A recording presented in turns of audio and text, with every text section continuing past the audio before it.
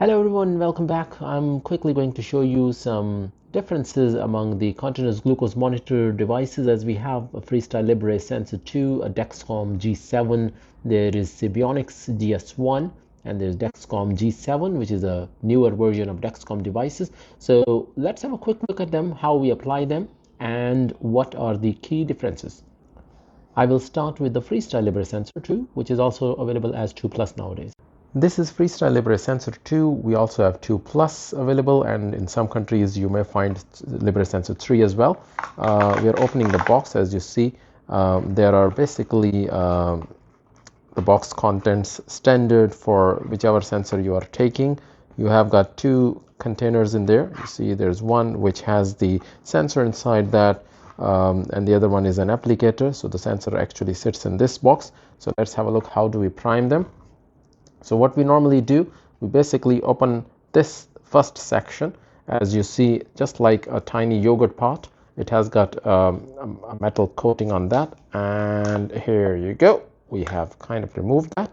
And now you see the other applicator has got a screwed device here. So I'm just going to open it up, and as you see, there is a gray line here just on the top. What I'm going to do, I'm going to actually align the two gray lines. So this gray line and this gray line should be at the same place. So you are properly putting this together. Now you have got this applicator as a loaded gun, because we have kind of technically removed the sensor from this part to go back in there. And you see there would be a visible needle which will not stay in your body. Now let's see how we are going to apply that. This is going to be your applicator with the sensor loaded inside it, so you have to do it. So I have this loaded sensor. As you see, it has got the sensor inside it. This is the applicator. What we normally do, I'm applying it on my arm. So we have already cleaned the surface, and you simply put it at an area where there is no bony margin felt, and you will be just giving a quick push in and release back. Here you go. So the sensor is already applied. Make sure that the sides are nicely stuck there, and ensure where you're applying there should be no hair. You can shave them off so they're not going to cause. Sometimes you see a drop of blood coming from here. That is kind of a normal thing, and you might see a stinging sensation. It doesn't mean the sensor is wrong.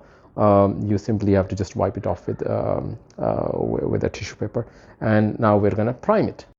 So over the next few days, I'll tell you what are the advantages of continuous glucose monitoring devices. I have put one on today, which is the Freestyle Libre Sensor, and I have shown you some other devices which are also available.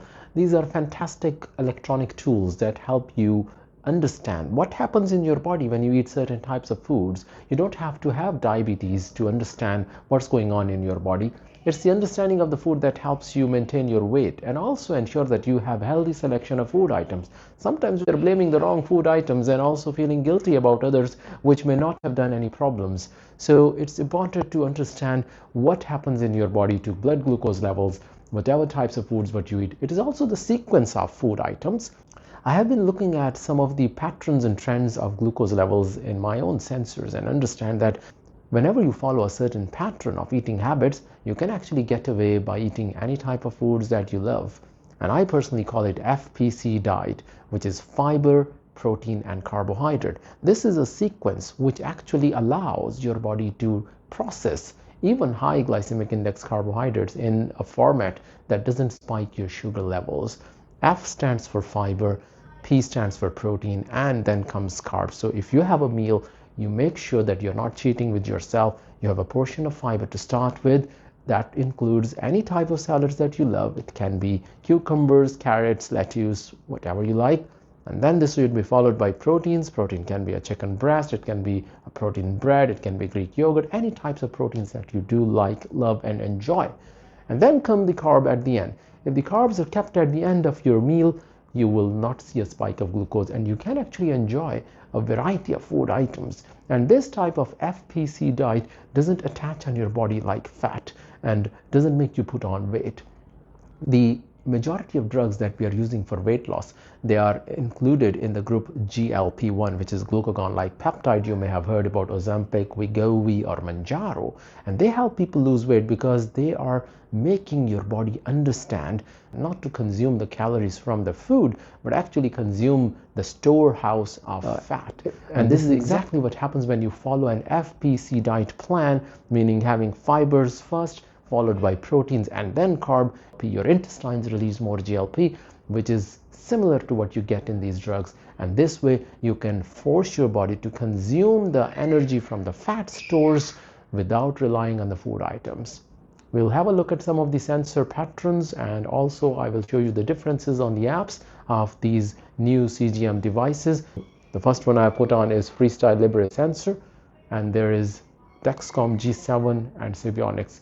And we'll look at the apps and their formats and see which one is the best.